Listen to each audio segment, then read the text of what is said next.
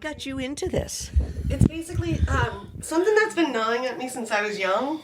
Since the first time I heard about Joe Rogan having a podcast, just talking to people. Yeah. Because he spent a lot of time in Boston.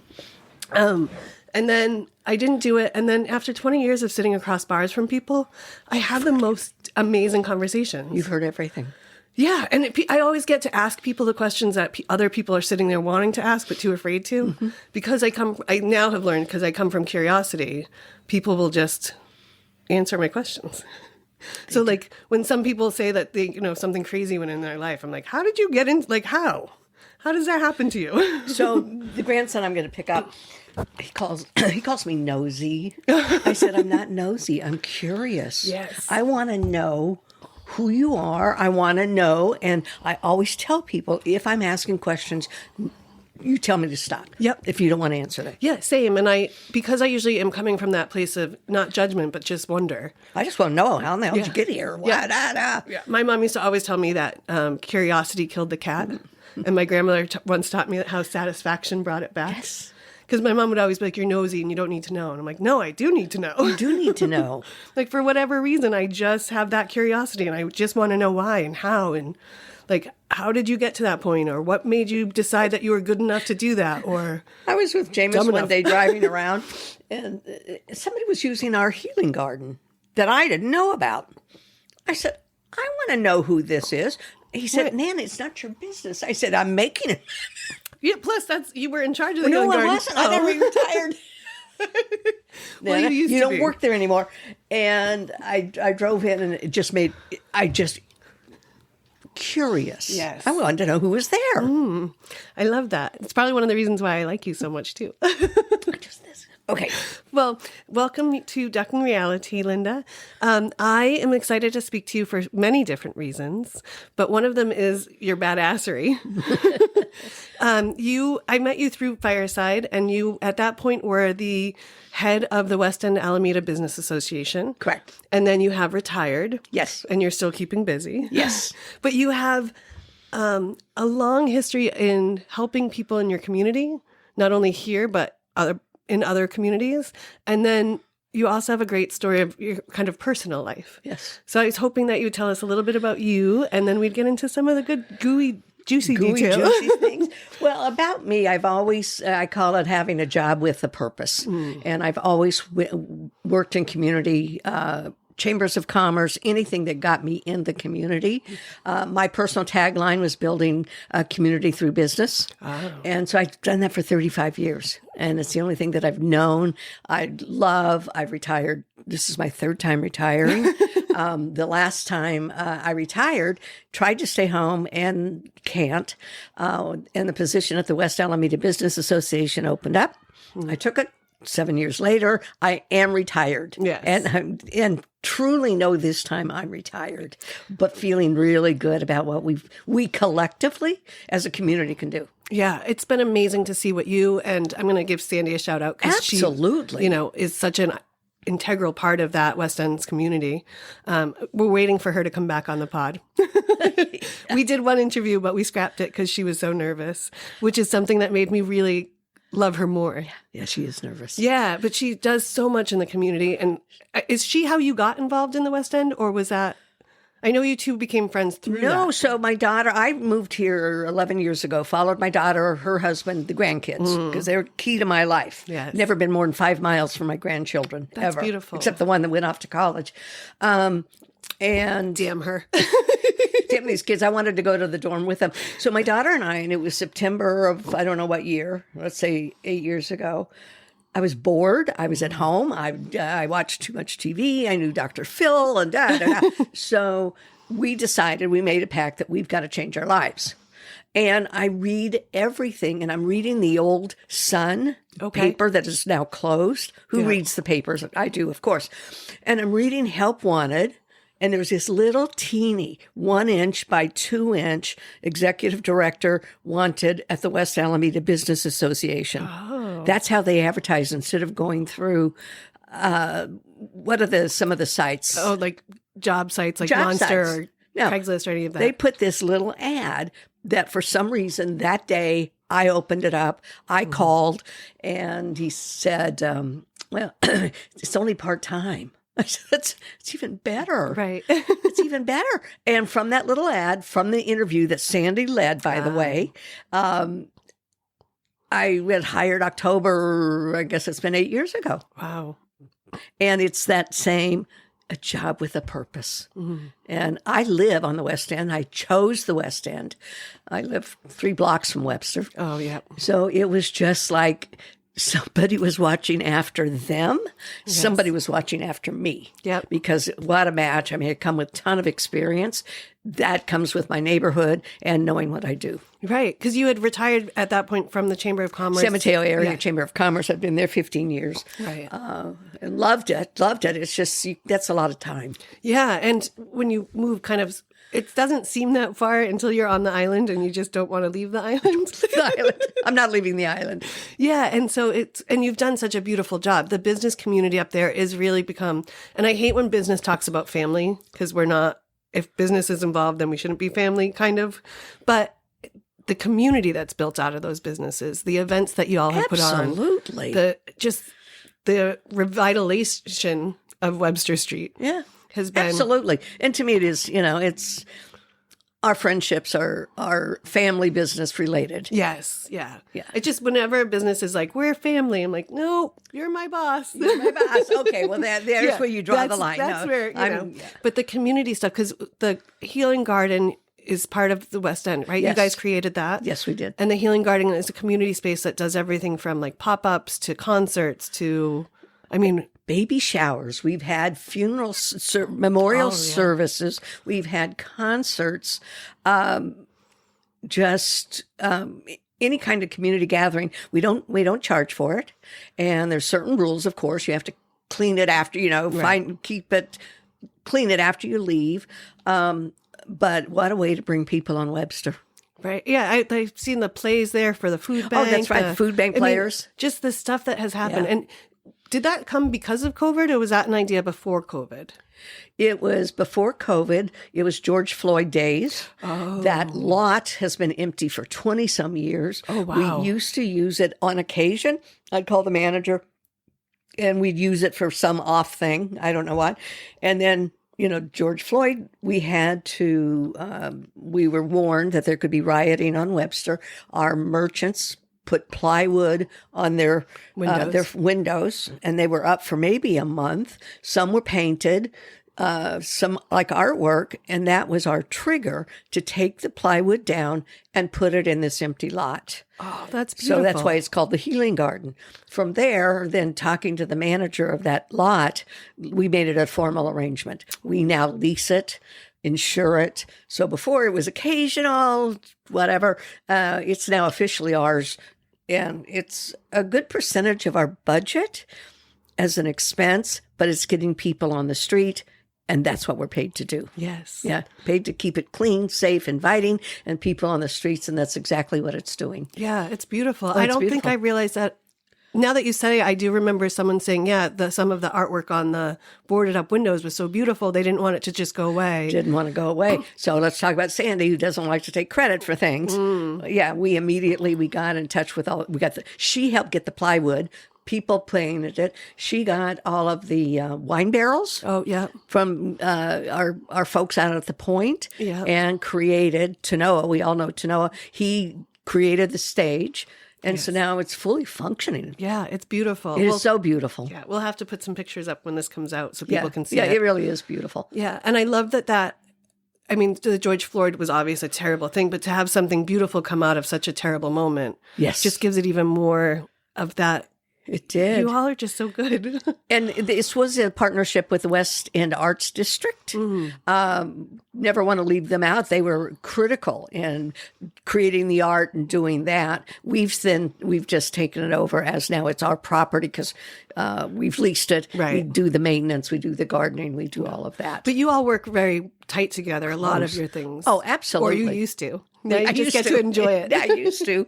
And I don't know if you've noticed the beautiful picture of Mario, and I've forgotten his last name, that was died under being under the police watch. I don't know how else to say it. Someone did a beautiful photo of him, and it's in the Healing Garden. Yes, it is beautiful. And his last name is escaping me also, and I apologize for that. But we will tag it in the comments. So you've done that, and then you were here for 8 years doing the amazing work on Webster Street. And that's how I met you, is through Fireside and through everything. And then you're just, like I said, a badass, and you're wise, and you've shared so much great life advice. And one of the things that you once were telling me is about your kids, and you have your daughter, and then you also have a son. Yeah. And can you tell us that story? I would. Well, I love my family. Tell us about yours. I have 2 daughters. I have 3 biological children. Okay. I have 2 that I raised. One lives in New York. One I've never lived more than 5 miles from since she had the grandchildren. Yes. So I follow them wherever, and that's how I'm in Alameda. Jameis is 17, Iris is 20 at San Francisco State. But about, I think it was pre-COVID. No, I have to go back. When I was in high school, I was 17, had a baby, put it up for adoption. And part of what you and I have talked about is how we didn't treat pregnant teenagers well at all. Yes. I was an embarrassment to my family. It was, they got me out of town so nobody would ever see me. It was hush hush. Nobody was to ever know. And even years later, as I brought it up, somebody in my family said, well, we can't talk about that. We were told we could never talk about it. And I said, we're talking about it. Right. So. Yeah, because when you were 17 was 1965. 64. I was going to say 1964. 1964. I was a junior in high school. And they used to have like schools that they would send, what was it called? A girl that was in trouble? Is that how they called it? Girl in trouble. You would literally just get shipped away for a year? Well, I got shipped away. The way the timing was, I got shipped away for the last quarter. Okay. And heart problems. Name whatever I had, right? And got shipped to my sister's. Oh, wow. And didn't come back until after I had him. So that was 64. My family, nobody talked about it. I started senior year in high school. I was at Napa High. And I had an amazing group of friends around me that knew, and I was just afraid of who's going to say anything. So I was just circled by people. And if anybody even looked at me, because this was a big deal in the 60s, if anybody even looked at me odd, I had my friends, they would do anything. And the father was still in high school with me. We were in 12th grade together, and he was on campus, and I was on campus. So how was your relationship with him? Was it none? As soon as I informed him of the pregnancy, we were done. Oh, wow. We were done. Yeah. And it wasn't your choice, right? It was a time when women didn't have choices. You did what your father or husband said, or you would have had to leave your whole family, I would imagine. My whole family, they were supportive if I wanted to keep him. Oh, okay. That's good. They would do it. I think what made the final decision for me, I was 17. Yeah. My grades in school weren't the best, let's just say that. And I thought, if I keep this child, I don't have a job. I'm going to end up with my mother, living with her.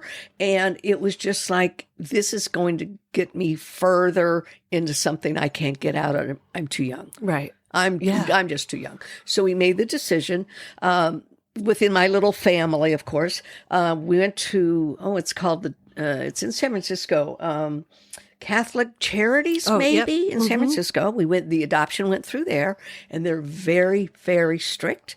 So we met with them. They met with Jack's family, and makes me smile later on when I realized this. They did a full introduction about all of us. So when the baby was put up for adoption, they could hand over a full report on this is the biological family, parents and their family. Oh, that's gorgeous. They were so strict that we both signed a document that it was going to be a closed adoption, and we could only open it with both consents. Yes. So when I was, I'm going to say 35, I tried to get it. I wanted to open the adoption papers. I contacted the biological father, and he absolutely said no. And there was nothing I could do. I tried, but until he was not willing to do it. Right. So I kind of let it go. Never far from my mind, but I let it go. Signed up for Ancestry, never even thinking where that was going to lead us. I was just curious. Right. We use that word. Yeah. I wanted to know where my background was. Signed up for Ancestry. And within 6 weeks, I get a phone call. And I didn't know. His name is Bill. This is Bill. Call me back. Well, I hang up the phone. Right. Yeah, call me twice. Now I don't know who you. So I kept hanging up the phone, and he tracked down my ex-husband, who knew. I met my ex-husband when I was pregnant with Bill. Oh, wow. Yeah, that's how I met him. Tracked down my ex-husband, and so my ex-husband tracked me down and said, he is yours. Wow. And why won't you return his calls? And I said, because I don't answer, this is Bill, call me back. Right. Meant nothing. Give me something to go on. No. Right. Anyway, so when I realized it was him, I called him, profusely apologized that I didn't know. Mm-hmm. And then the immediate in my face is my family didn't know. Right. No one knew, and we didn't talk about it. So I had 2 daughters who were on Facebook and 2 daughters who were grown women. And Jack, it was the father, Bill, my son, were on the phone, and he said, well, I think I posted on Facebook. And I said, you can't do that. Well, right. So I get my daughters that night on the phone, made them, you need to sit down. I need to talk to you. That's going to be a scary phone call to make. I'm crying. Yeah, of course. And I told him, I said, when I was in high school, I had a baby boy, and he was out for adoption, and we found him. And both of them, I gave them the same, we thought you were dying. The way you were talking, we thought you were absolutely dying. I said, no, I'm not dying. I just don't know how to I don't know how to look at you and tell you this. Yeah. So. I can imagine that's so difficult. Oh, because my family had made it so taboo. Right. And I'm going to go back to the 60s with that. It was so taboo. So they just, fine, within 4 weeks, we were all, Bill lives in Illinois. We were all in Illinois. Wow. And so, of course, my grandson, everybody, anybody. You went as a whole family to go? We didn't go, but it was no longer a secret. Oh, yes. It was no longer a secret. I could talk about him. So my daughters and I, we went to Illinois and met him. And what's amazing is his adopted mother, who is his mom, and in his heart, and he lets me know that, it's really sweet. We got to meet, and I got to thank her for raising him. She thanked me for having him. Right. Because they couldn't she had a disease that is hereditary. So when they were in their mid-20s, they decided they wouldn't have children. Right. And that's how she adopted Bill through the Catholic charities. And then they adopted another baby 2 years later from that same thing. Lived in California a while and ended up in Illinois. So it was just amazing. And I've met now, Bill has 5 children, but only 1 biological. Okay. So I went back this summer with my older daughter from New York, met my biological granddaughter, who's now 34, I think. And it was just an amazing experience. That is an amazing experience. It was an amazing experience. So part of the story is I graduated from Napa High in 65. So did the biological father. We meet up at a class reunion, typical story. We start dating again. Oh, wow. So as adults, we dated, and he lived in North Carolina. I lived in Los Gatos, and the humor I have into it, I love that kind of relationship. It didn't work for him because he wanted more of a solid relationship. Me, I'm smiling like this is perfect. Yeah. We'd meet in Las Vegas. This is perfect. Then the reason I bring that up is 10 years later, Jack was not a well person mentally, and he committed suicide. Oh. So when he committed suicide, it changed all that dynamic. And so when Bill contacted through Ancestry, got to know Jack's family, got all the information on what happened and why it happened. And so he never got to meet him, but he's a spitting image. When I saw him, I said, oh my God, you're Jack. Yeah. Spitting image. So what he's been able to do is connect his biological father in past sense. Now, the other piece of this, and some of this you may want to cut out, I went to Napa High. I had Bill in July. Unbeknownst to me, Jack, his biological father, had a baby in December with one of my classmates. Oh, wow. So there were two babies born in Napa High, 65, by the same father, and we didn't know each other. Oh, wow. So during Ancestry, Bill found that biological sister, found another biological sister. Oh. She went to Napa High. Oh, my gosh. So they go immediately when this all came out, the sisters, they go to meet their brother. I'm on the phone, meeting them through the phone, and I get out my high school yearbook and took pictures. I said, here's a picture of your mother, her 65 yearbook. Here's a picture of your mother. Wow. We didn't know about each other. That's amazing. It's like your friends all rallied around to protect you so much that they didn't let you meet anyone new. Well, we didn't, but we were all Napa High. Was it a giant class? 1,000. Oh, that's Big class. huge. No wonder you didn't know each other. There was only one high school at the time in Napa. So Jack, let's see. We did the adoption. The second child that was born in December went to adoption. The third one he married, or they got married is a better way to say it. And he walked out on that family and married somebody else. Oh, wow. So what's interesting, you and I have talked about nature versus nurture. Yes. Here's there's three kids. The second one that was adopted out, and then the third one that stayed with her mom that Jack left. The one that was adopted out had the best life. You hear these two daughters, Right. I mean, these two sisters talk. The one with the adoptive parents said she had such a wonderful, she knows who her biological mother is, doesn't care. Right. This one that stayed with her biological mother, in her opinion, had the worst childhood ever. Well, because when your mom is 17, I can imagine. Well, she was 19 at that. We progressed. Yeah, but even 19 it's so young. Like, you don't even really know who you are, so how you're supposed to take care of a child. Right, especially, I mean, nowadays there's a little less stigma on it because there's so many single moms, and things that have happened, and a lot of that is, I think, society's problem and reasons. But back then, especially, the stigma that was attached to it and the judgments and the judgment. Yeah. Awful. And to think, like, back then a woman couldn't get a credit card without her husband's permission or father's permission. You couldn't rent anything. I mean, just your options in life were so limited. Oh, so limited. And and I know I'm bouncing around. The morning after I had Bill. The day after I had Bill, and Jack is here. I wanted to see him.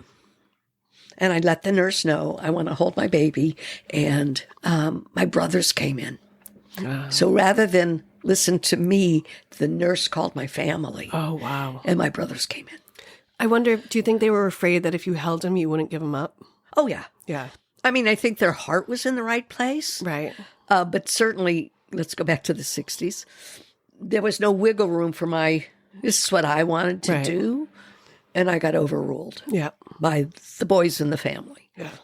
Right or wrong, would it have made any difference? I don't know. I mean, I just don't know. But it also, I really didn't have any rights. Right. Yeah. And I think sometimes, especially women, I mean, I understand that because, I'm in my 40s. So I remember my mom and her sisters and hearing my grandmother tell stories of this.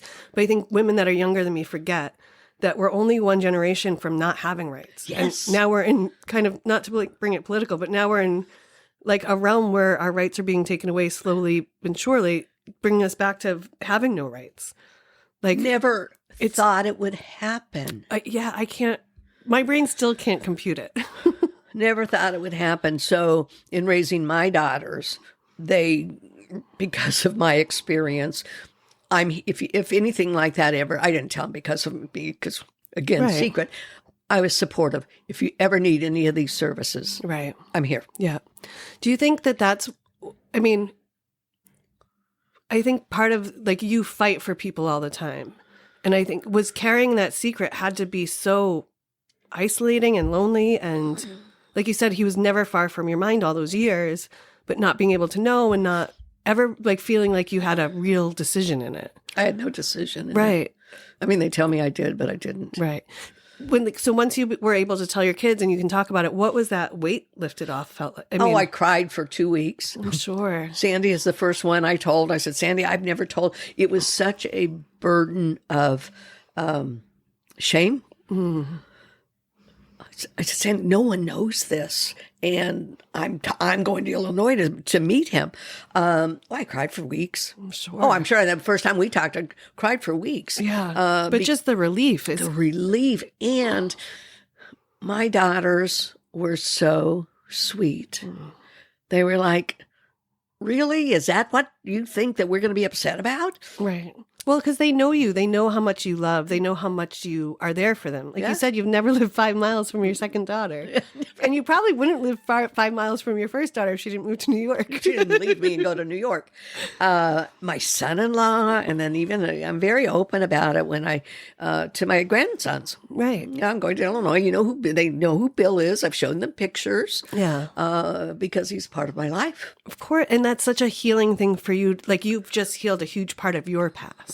And I'm sure the girls' past. Like it's almost like that when people talk about generational trauma and the way that we heal it is by kind of owning it and being open about it. And now you are so open about it. So open about it. And I think it's beautiful because I think more people need to be. Yeah. And it's funny that it's Catholic Charities. So we were talking earlier and I was saying how my dad found a brother. Oh, yeah. So when my grandmother was, she came down from Canada when she was 16. And she had a baby in Canada, which is one of the reasons she left to make more money. So she left him with her parents and she came here and then she came down as a domestic. So she was a maid basically just outside of Boston for the first few years that she was here. And then, she went on and married my grandfather and had 13 kids. And when my dad was in his late 60s, he gets a call from one of his brothers and they said, hey, this guy just called. And apparently he's our brother. Wow. And he grew up 5 miles from where my parents lived. And so my dad got a copy of all the paperwork and it was Catholic Charities. Yeah. And I looked at it and I said, Dad, that's Nan's writing. Like I can tell her hand, you can tell her penmanship. It's his whole binder. Yeah. And it was a whole binder. And I actually have a copy of it because I've kept it. And it was just like a window into her. And she had this baby when she first came to the U.S. And when I was reading the name, because my dad was like, I don't know where this would have happened. I said, this is the house she was a domestic in. Wow. So we kind of pieced together that we think it was the man of the house in her, whether it was willing or not. She ended up pregnant and she gave him up for adoption. And so my dad at 65 found out he had an older brother. That is amazing. Yeah. And when he showed up, he looked spitting image of my dad. Like, I was like, Dad, there's no way he's not one of your brothers. The first time we were in Illinois, so it was just my two daughters and I, and getting to know Bill, and we all have hammer toes. Oh, yep. So I said, do you have a hammer toe? He said, I don't know. We took out. I said, you've got a hammer toe. We all do, kind of laughing about that. That's yeah. And that's amazing. That's nature. Yep. It's nature. Yeah, you were also saying about your daughter and her niece. They have matching tattoos.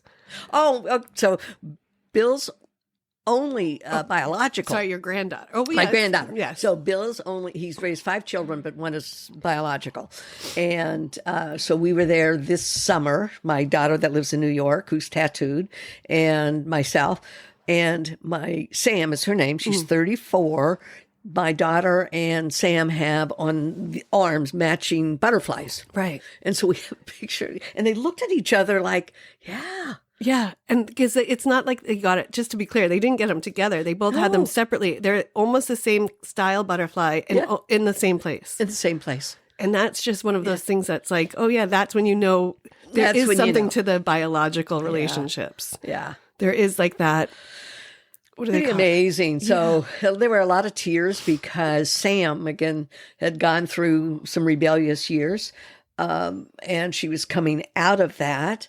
And to her, I think the whole concept of DNA, we're sitting at the table. Here's the DNA from my family. Here's my dad. Here's my grandma. Mother. Yeah. My daughter to her. Her aunt. Yeah. Yeah. And to her, she was just overwhelmed with the connectedness of we're all here. It's all DNA. Yeah. I think sometimes we discount it, or it's like there's two camps, right? Where like people are either like, oh, that's my family, but I'm nothing like them and I don't want anything to do with them. And that usually has something to do with some kind of trauma that's happened. And then there's like this camp where you're like, oh yeah, that's my family and we're just so much alike, it's gross. Yeah.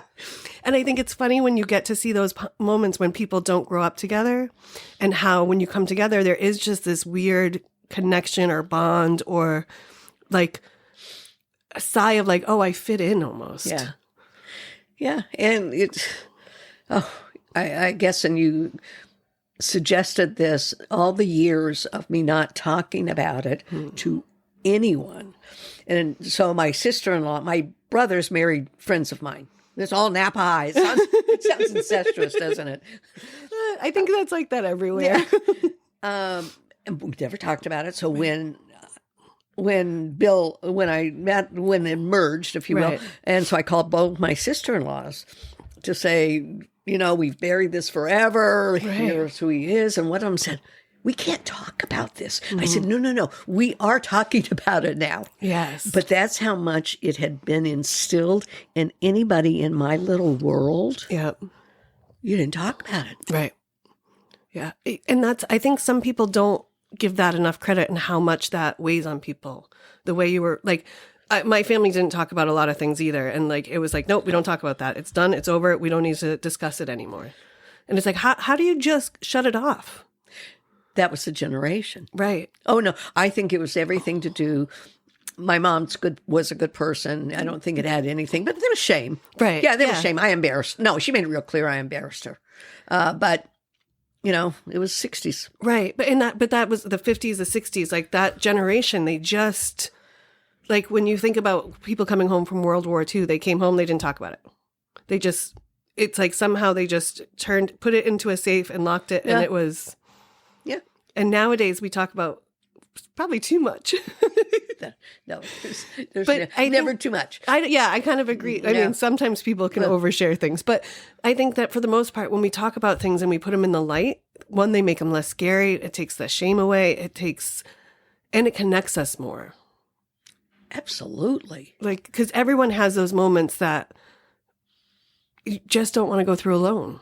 Yeah, absolutely. It took me, I'm going to say, a year to be comfortable in saying, I have a son, Bill, who's in Illinois. It took me a while to even be comfortable with it. Right.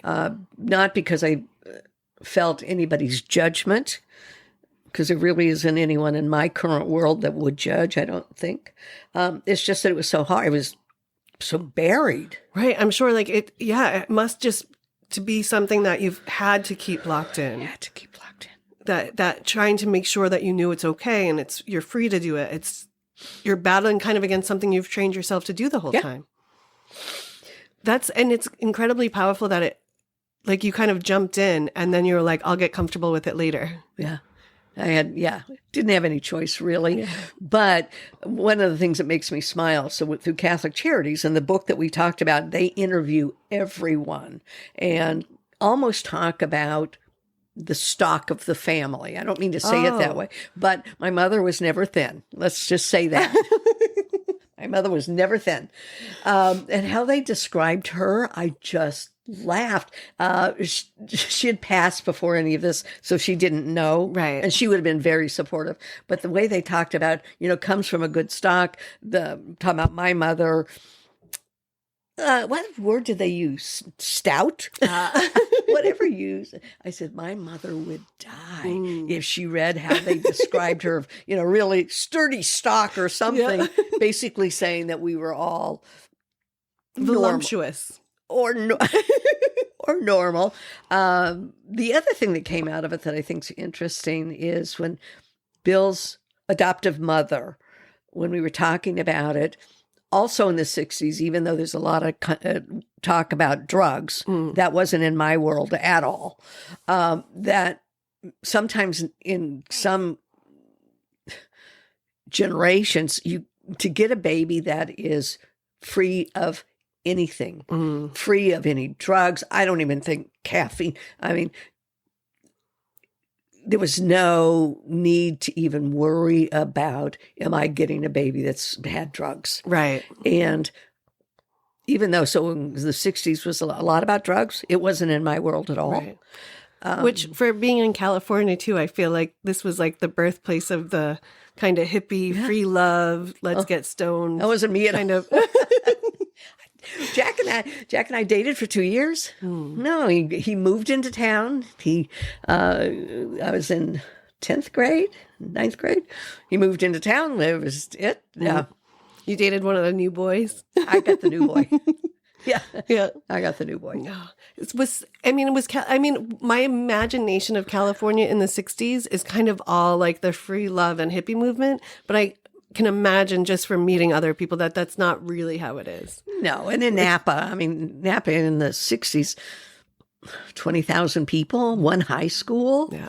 You know, the vineyards were there, certainly, but they were not anything like they are now. Right. Yeah, the tasting rooms weren't all there. Oh, Right? there It were was no just like tasting rooms. basically farmland. It was farmland. It was apricots, prunes, vineyards, and that was Napa. Yeah.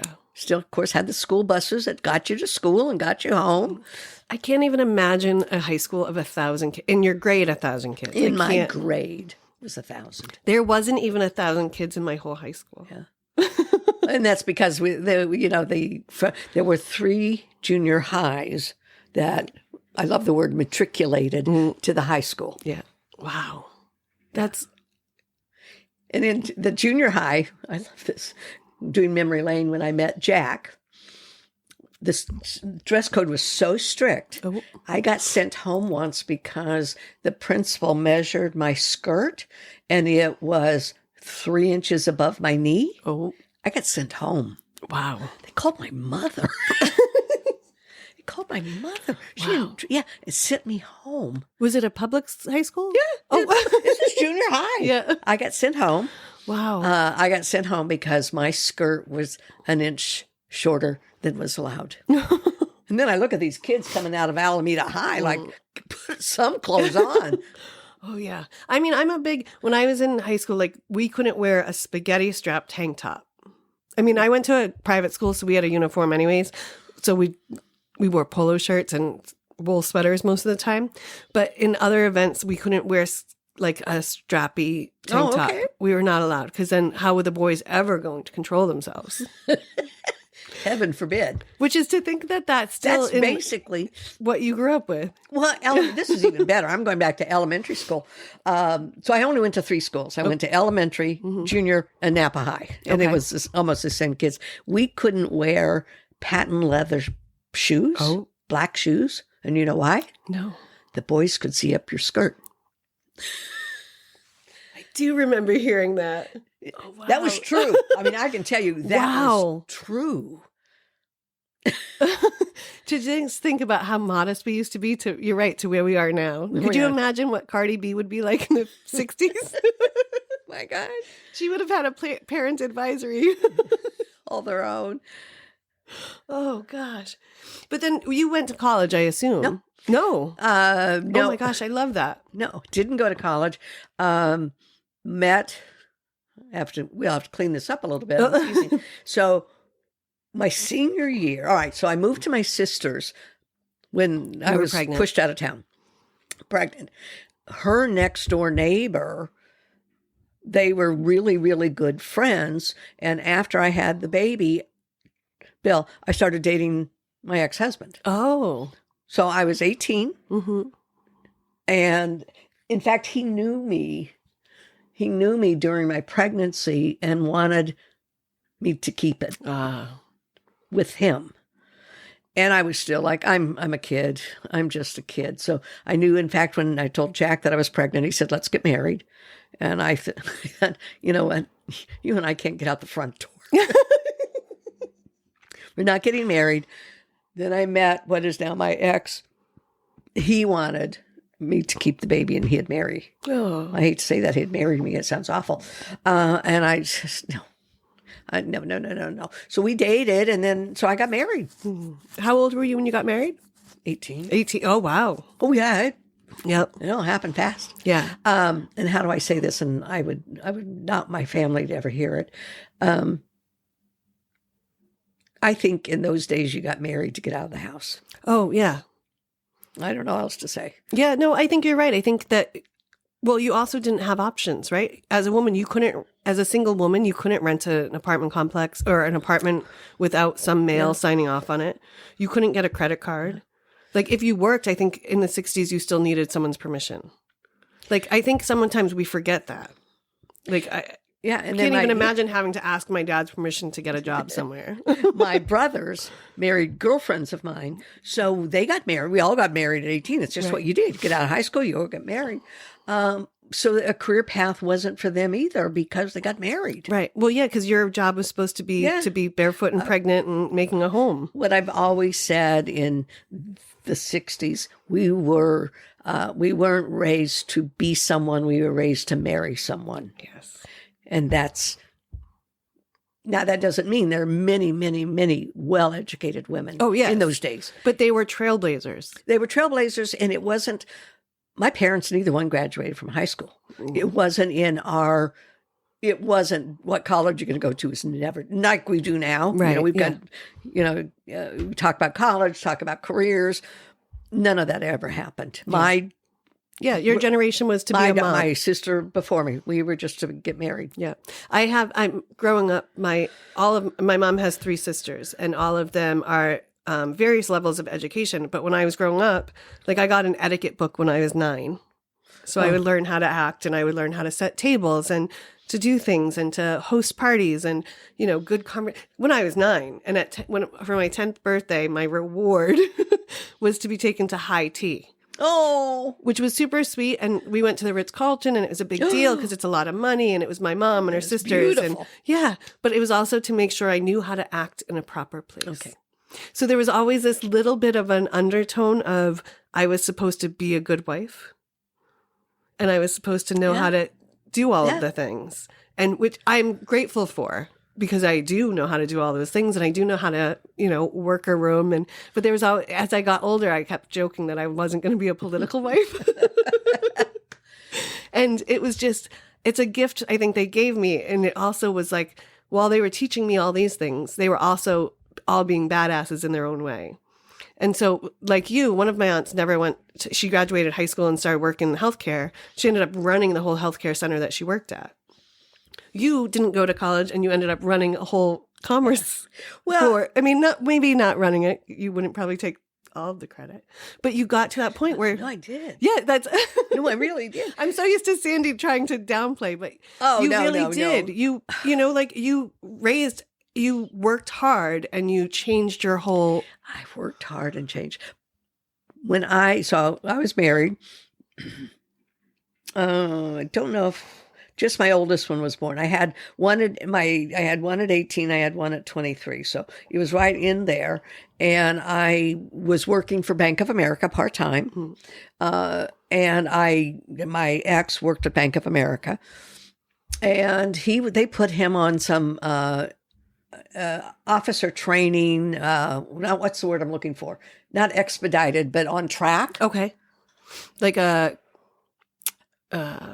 accelerated program. Yeah, there we go. Yes. They put him in an accelerated program.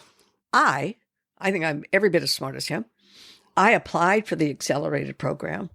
And this was in 67, 68. I was told no, because I was probably going to have more children. I was denied a job in those years when I was probably looking for a job I need to get out of the house. I was to my face. Because we can't hire you. You're going to have another child. Wow. Yeah. I was like 68. And there was nothing you could fight back There was for nothing I could because do. it wasn't illegal. And I said to them with such an attitude, I'm every bit as smart as he is. I'm every bit the worker he is. And you're denying me? Right. And they kind of did, shook their head. Yeah. And he probably had not a second thought about it. None. Right. None. And this is why I say, like, your badassery is one of the things I love about you, because you didn't let it stop you. You were like, okay, well, I'm going to pivot now. And then I'm going to pivot and I'm going to do something with myself. Right. So where did you go after that? So we were married 20 years. In the divorce, I didn't know what I wanted to do because I'd stayed home for a few years repairing it. Well, repairing doesn't work. It didn't work. Went to work. I was in Santa Cruz and divorcing, and the Chamber of Commerce in Santa Cruz needed an office manager. What do I know? So I applied for it.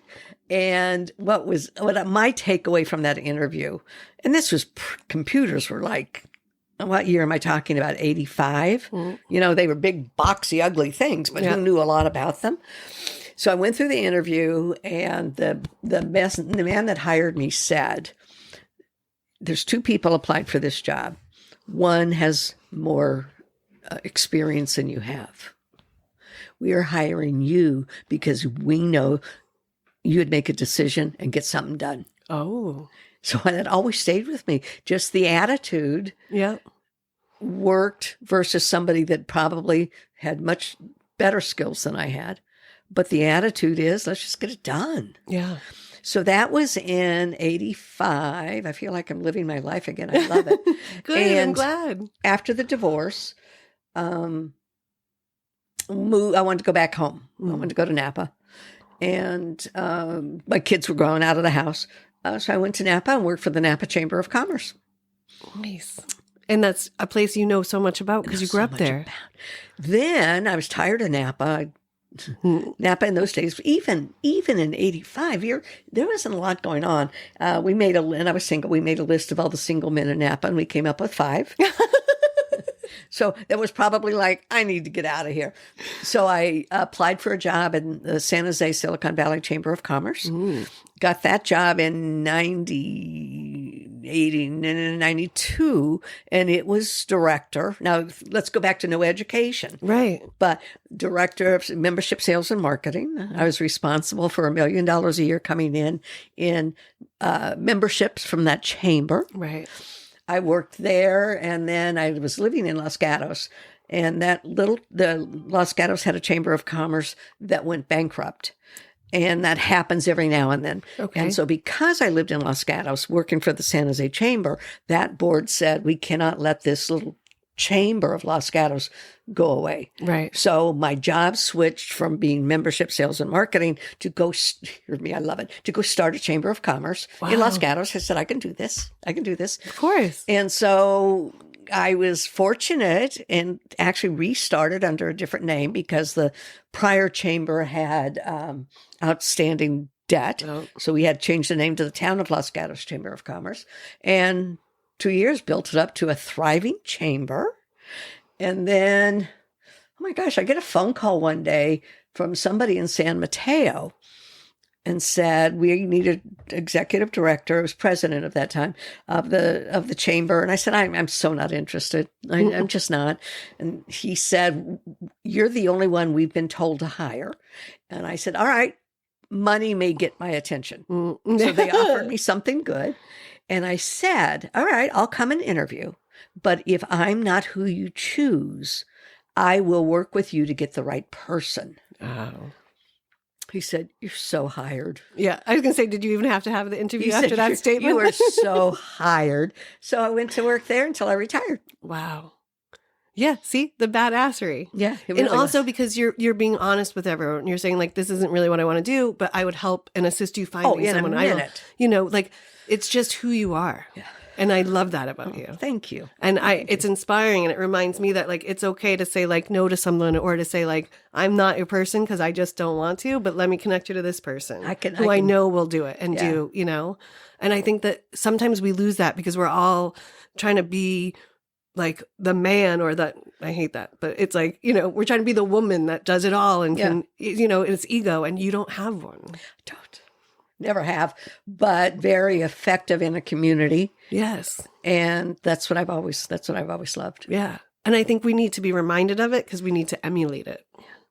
Like you are one of those people that I want more people to see and know, so that they know that they can do all those things, that they can be like you. They can be kind and smart and a badass, and also be like, yeah, I'm also not interested in helping with that, but talk to this person. Here's what I'm going to do. Yeah. Because not only are you that makes you a full community member, you know, like you're open about what you will help with, what you won't help with. You have strong boundaries. I'm real clear on that. Yes. And I think, especially for the way you grew up, you've cultivated that. It wasn't something you were shown or taught, or like you've shifted that in the world for yourself and for women that follow behind you. I've always felt, even as a child, I was responsible for myself. Always. And I just know it was almost not a chip on my shoulder, but I just always knew I'm responsible for myself, my actions. Right. Didn't serve me well in high school. I don't know. I think it did. It kind of, you know, even the trials of kind of the hard parts of life, I think can give you those beautiful moments. Maybe not then, but when you look back now, you know, like it's all smiles. Yeah. It's absolutely all smiles. And I can imagine if it had turned out different, or if Bill's life hadn't been kind of as good, it may be different. But to know he went to a good family, he had a good childhood, that he's happy now, that, you know, he was looking for you as much as you were looking for him at all those years, that it all finally came together into like this beautiful he had wonderful parents. Yeah. Now his brother, who also was adopted through Catholic, he went on Ancestry, connected with his mother, and it didn't work. It didn't work. And so I know when Bill and I have talked, how can that not work? Right. But you think too, also there's times when biological kids and parents grow up together and that doesn't work either. Yeah. And sometimes, and it might be that she couldn't admit it. There, you know, there's all those things. Who knows? Right. But it is also one of those things that's, you're so blessed that yours worked that you can't even understand how someone else's wouldn't, or how they wouldn't feel that same joy of knowing, like, you know, this kid that I thought I need to be good for myself, but also he'll have a better option. It's just that's how you want them all to work out. And then meeting his biological daughter was just really, it was pretty amazing. Yeah.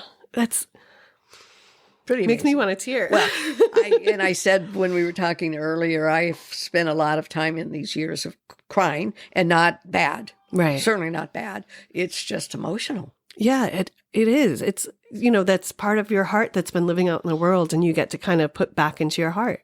Yeah. Yeah. And how I didn't realize until all of this happened what the 60s were like, particularly women in a small town. Right. Yeah. It's when you're in it, you know, it's hard to see it when you're in it. It's even hard to sometimes reconcile it like that. Like, you know, we watch movies and you see different things and you're like, oh, it can't be how it was. And then you talk to someone and you're like, and you're like, oh, it is exactly how it was. It was exactly how it was. Yeah. And I think we've come so far, yet we're slowly starting to backslide in some ways. And in some ways. Well, yeah, I keep trying to be cautiously optimistic. My mother raised 4 children. No, never worked, didn't drive.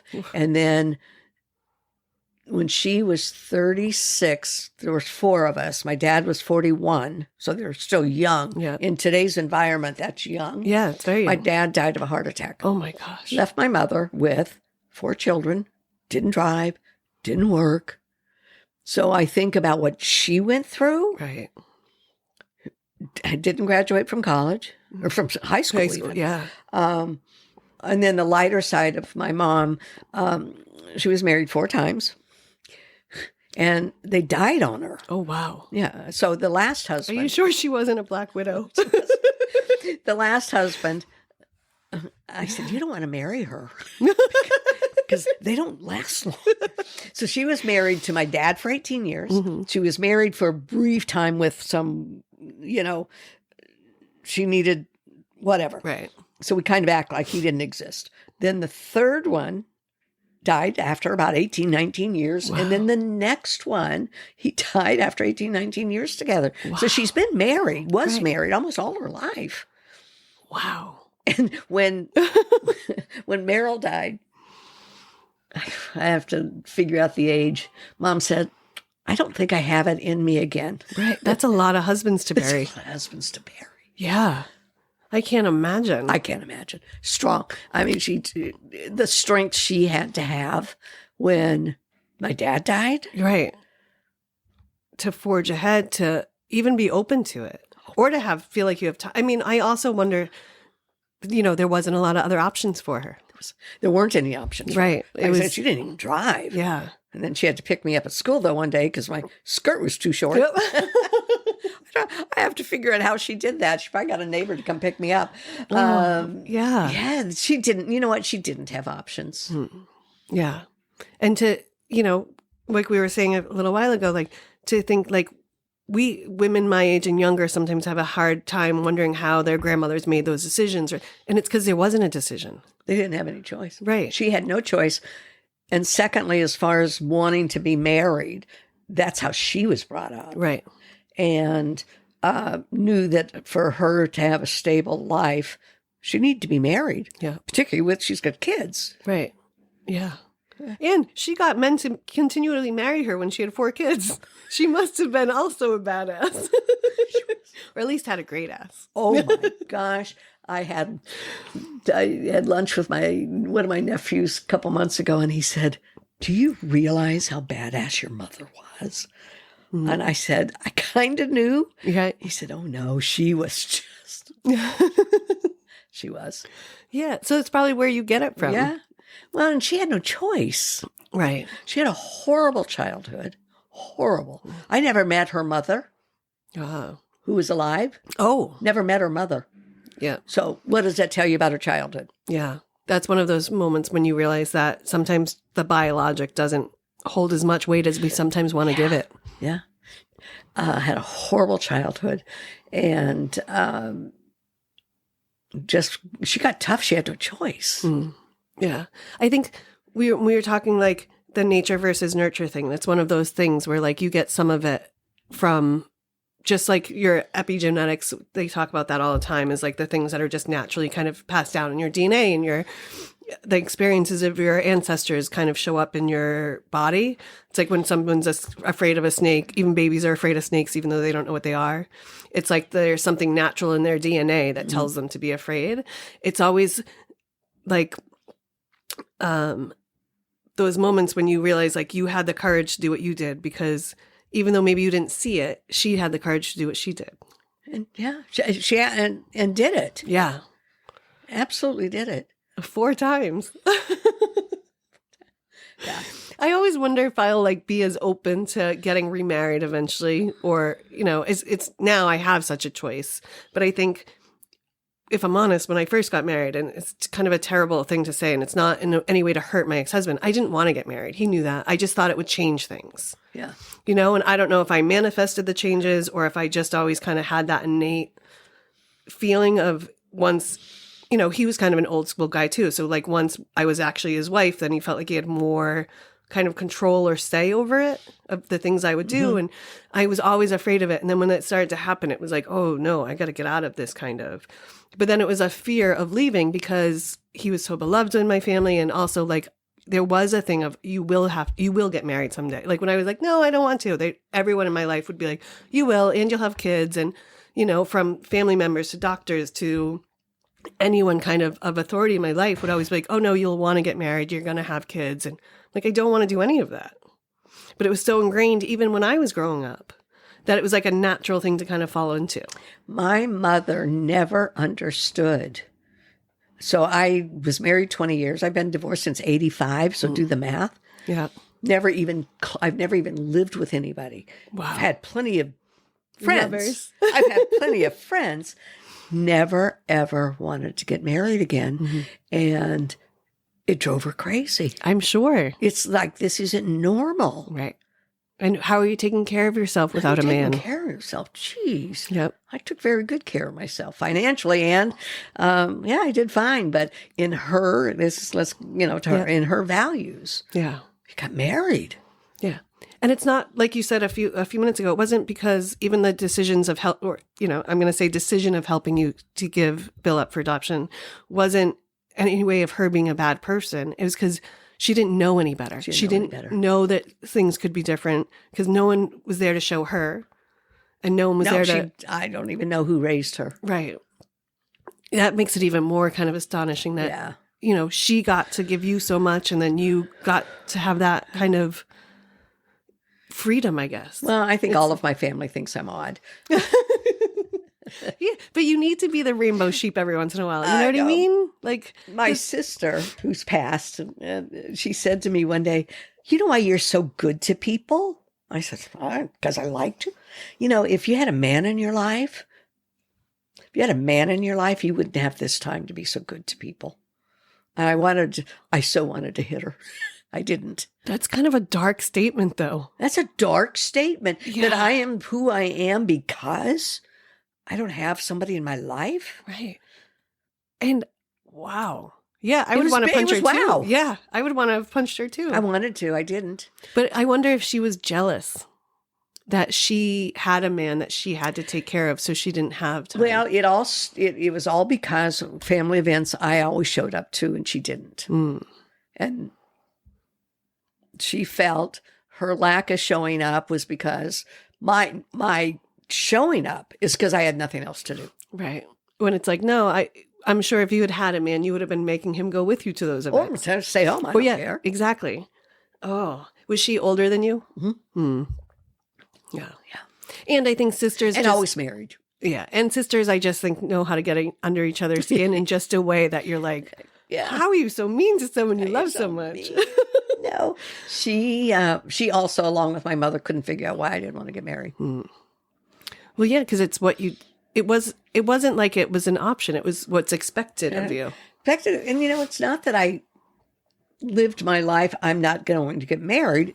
The opportunity of someone I could be happy with. I always, when I was dating somebody, I would look at if I can have a cup of coffee with you every morning, then all right, if I thought for a moment I can't look at you in the morning over a cup of coffee, we're done. Yep. Yeah. So you never settled. My daughters used to say to people I dated, don't ask her when she's going to be home and don't ask her what's for dinner because you're done. That's great advice. Yeah. You're done. Otherwise, you're done. Yeah. And also, why is it your responsibility to make sure they have dinner? Yeah. And answering to someone. I hate answering to people. Even since when I was a kid, I hated it. Yeah. What's the time? You are good. We're at 2:22. Oh, yeah. Great. I mean, we can wrap it up so you can get there, or we can keep chatting. It's up to you. Well, this is yours. Yes. No, I mean, I think I've bared my... You really have. You've shared so much, and I'm grateful for it. And I think, and what I hope, and one of the reasons why I wanted to talk to you about it, because you are so comfortable with it. You are so open about it. And I think women, especially women your age, may not still be open to it. Oh. I think there are women out there that, like my grandmother died with her secret. And I hate that. I hate that she had so many kind of family things go on. And our families, my grandmother had, I mean, my dad is one of, we always say one of 13, but I think now we've realized he's up to like 15 of her children and then his dad's children. And It's just, my family is really big and there's lots of little family secrets. And it's all stuff that, we don't talk about. Yeah, we don't. We don't talk about it. Like my Uncle Joe is, I remember I think in my late teens, early 20s when I realized he had a different last name. And I was like, Dad, how come Uncle Joe's last name is different? And he's like, oh, he's from Canada. And I was like, okay. What? I don't know how that changes. Yeah, I'm like, I don't. And he was just like, oh, he came down from Canada one day and that was it. And I was like, what do you mean that was it? And he's like, well, he just showed up on our door one day and he said, hi, I'm your brother Joe from Canada. And he said, and I looked at my mother and said, and she said, yes, that's him. And that was it. There was no conversation about it. So my ex-husband was married before and had a child. And so when I met him, he had like a 2-year-old. Then when I tell my daughters, you have a brother, my oldest daughter, we were in Illinois, and there was, as many of the families, she said, I'm going to offer one time, if there's anything else, anybody else out there, get it out now. Yeah. Just get it out now. Are there anybody? Yeah. And we just laughed. I said, I can tell you, I know how many you had. I can tell you, I was there. I know how many I had. Yeah. Now, talk to your father, because we know of one. Yeah. And I said, that's why she said it to her dad, I guess. I said, you know what? I can tell you how many I had. Yeah. Yeah. And that's all you can do. That's all I can. And if there's any others out there. Yeah. I'm sure you would welcome them in. Well, and this is before, of course, I knew that Jack, Bill's biological father, had 2 other children. Wow. And to not know, and especially when you went back and dated 10 years after, like he never, it was 25 years after. 25. Yeah, because I was married 20, and then we went to a class reunion. Yes. So like even to No, he didn't tell me. You would think at that point in life, like... You'd say, oh, by the way, after you, there was this... Like after dinner and a glass of wine, you're talking about life, be like, oh, it's kind of funny. But it's also goes back to that you just didn't talk about it. Didn't talk about it. Yeah. Like there's points, it's not my story to share, but there was someone in my family that I found out much later in life that they had had a child and she had died. And there was all this kind of, and I was like, we were kind of sitting around talking about something, and a friend had just had something similar happen. And she started to tell the story, and I was sitting there just in shock and awe. And I was like, what? And it totally reshaped the way I thought about her and the way she moved through the world. And I thought, the fact that she had such shame over something, that is not shameful. It's nothing that, it was just something natural that happened. Shame. Yeah. It's horrible shame. And I thought, how does anyone make you feel shame about that? And it was such a like eye-opening moment of like, just what is the world the world you grew up in is so far from the world I know that it's hard to understand. Yeah. And it's kind of the same with this, like how you move through the world you met Jack Bill when he was in his 50s? 57. So like for 56, maybe 50. Yeah. So 50 plus years, you carried this secret. Oh. I mean, I wonder sometimes if I'd ever be able to carry that secret. I wonder if it would eat me up alive. Oh. Or if it would be just, it just is such a beautiful. I just knew that I couldn't. Right. And what's interesting, I'm asking myself now, so Jack and I dated for a little bit as adults. Did we talk, and his wife died. Right. If he and I talked in that brief dating of opening the records, I don't know that we did. Right. I kind of imagine you wouldn't have. I don't think we did. Which is probably why he also never brought up his other children. Yeah. Because you didn't talk about your own. Why would you talk about others? I just realized that. Yeah. But that goes to that secrecy that you were, it was ingrained. Yeah. And that's... Well, thank you so much for sharing that with me so and with us. welcome. I mean, I think truly that the more people can talk about things, the more we heal it. And it goes back to that healing generational trauma and healing our own. And I think when you talk about things now, you heal that part of you. absolutely. And I think that is a beautiful gift for yourself. And when I would talk to Bill and I talk maybe once a month, we'd send things. Right. And I'm saying this with a really big smile. He's such a talker. He's such a talker. So you have to allocate. Yeah. X amount of time. But it's just, we talk fun stuff and just, he tells me everything. His mom is not well. She's 87. So I had Bill when I was 17. She was 27 when she adopted Bill. Yeah. So there's 10 years between us. Talks about it, and she was a good mom. Yeah. But that's also great that he gets to have someone that he can talk to about the struggles of losing it. If she's that, it's starting the process of losing her, and he gets to have his second mom there to help him through it. Yeah. It's all good. Yeah. Oh, All right, Linda, I'm going to let you go get your grandson Grants. that you are always with, and I think it's beautiful. Love it. Yeah. We say the words as a family, we're just so lucky. And then one thing, though, my daughter and I have talked about, the daughter here, had I been in a conventional marriage all these years, when they moved here, perhaps I couldn't have followed them. Right. And, so let's go back to what my sister said. Yeah. But maybe there is a little bit because I've not been encumbered by anything Right. or anyone that they've become my priority. Right. Which really, when you become a mom, your kids become your natural priority. Right? That's usually why a lot of relationships kind of will fall apart, is because the wife is spending too much time on the kids and not enough on her husband. And like that gets into kind of a whole other myriad of issues. But you've gotten to follow your heart and live the life you've wanted to. And I tell her now, I love you, sweetie. I got these two through you. Yeah. Oh, my parents were good parents to me, but if my parents treated me like the way they treat my niece and nephew, You would, yeah. I'd be a different person. You been, yeah. I said, honey, love you. Yeah. So now we're in the process, and we need to get this show. We're in the process. They want to relocate my daughter and her husband to Oregon to retire. Oh.